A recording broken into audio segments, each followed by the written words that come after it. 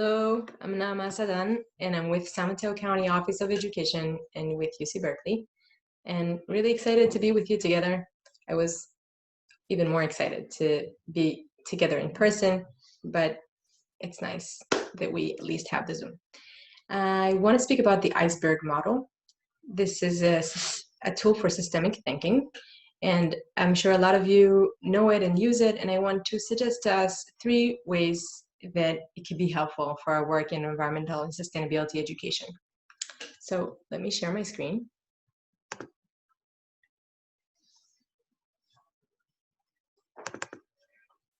For those of us who meet it for the first time, let's do a little introduction for the Iceberg Model. This is an Iceberg Model from ecochallenge.org, and it will be in the links that will be attached to this video in the bottom. The Iceberg Model basically is a tool for guiding systemic thinking. There are 3 types of problems, basically. We have simple problems. Simple problems are simple to solve. I want to get a banana. I have a problem. I don't have a banana. How can I solve it? I can go to the grocery store. Now it's actually not so simple, and buy one and have it. I maybe have a more complex problem. For example, I got a Lego and it's actually, complicated. It's actually pretty complicated to build the whatever I got on my Lego. But if I get the protocol or I get the instructions and I follow them, even this complicated problem can be solved with some effort, but it's not impossible. So we have simple problems and we have complicated problems, and then we have complex problems. And complex problems don't have this kind of pattern that you can solve with a protocol. All kinds of parts are influencing all kinds of other parts. And complex problems are the ones that you feel like you're just drowning in something. They are systemic problems. And the problem with systems is that a lot of the system is invisible to us. We only see very small part. And this is where this systemic thinking guiding tool is very helpful. So the first way that we can use this tool is to try to understand a phenomena. The example over here is, let's say you caught a cold, but the same thing you can put here, you found plastic on the beach close to your house, or any other complex problem. And then you ask what just happened.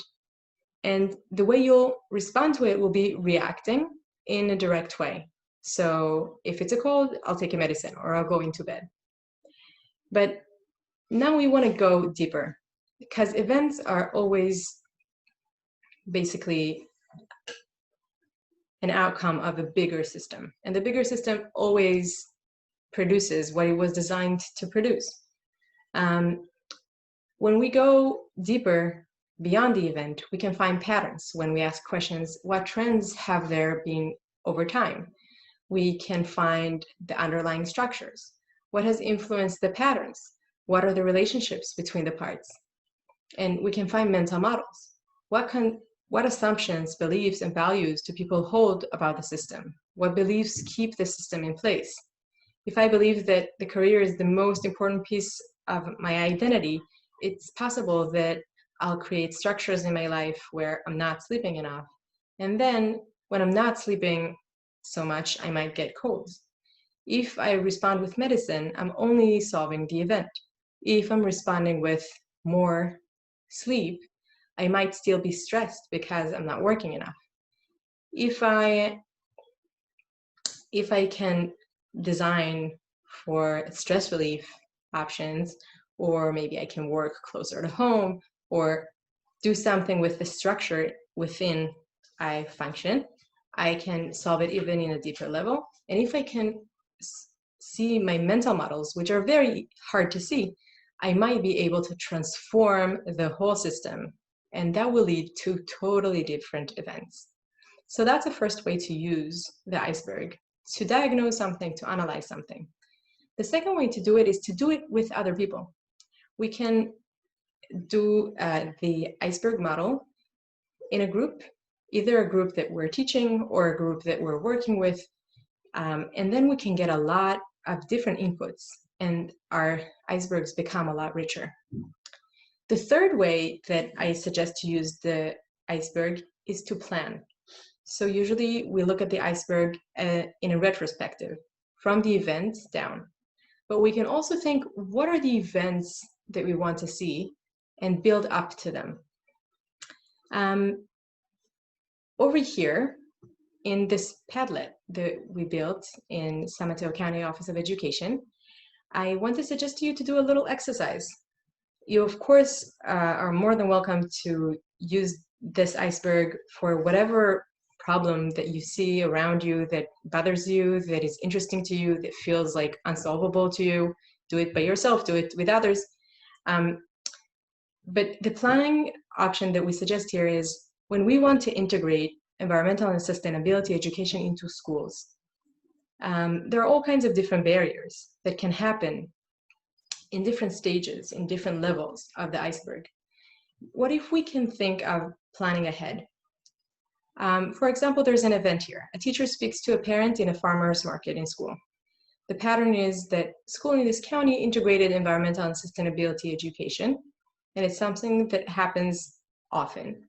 Artifacts can be, for example, there's school backyards are redesigned and irrigation is available, so is installed. So it's a lot easier actually to plant things and then maybe to have the farmer's market, even with produce from the school.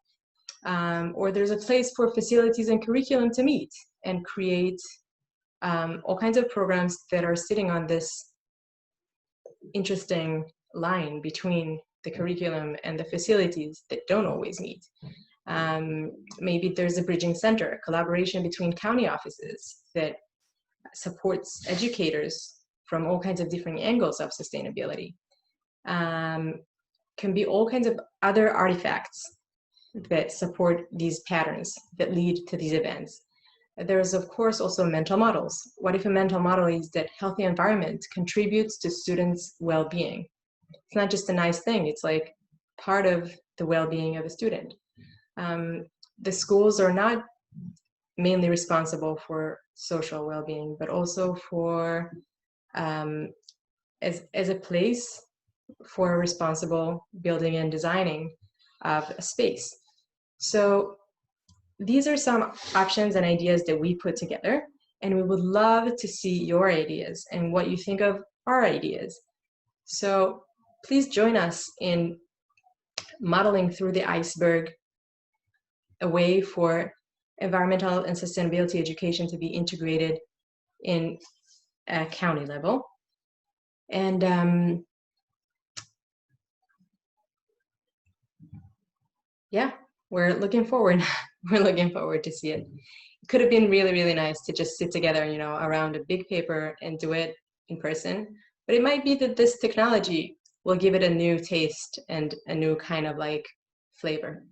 So it was really nice to spend some time with you, and I wish us all a wonderful time, night, morning, whatever it is at your place. And I hope to see you at some point in person.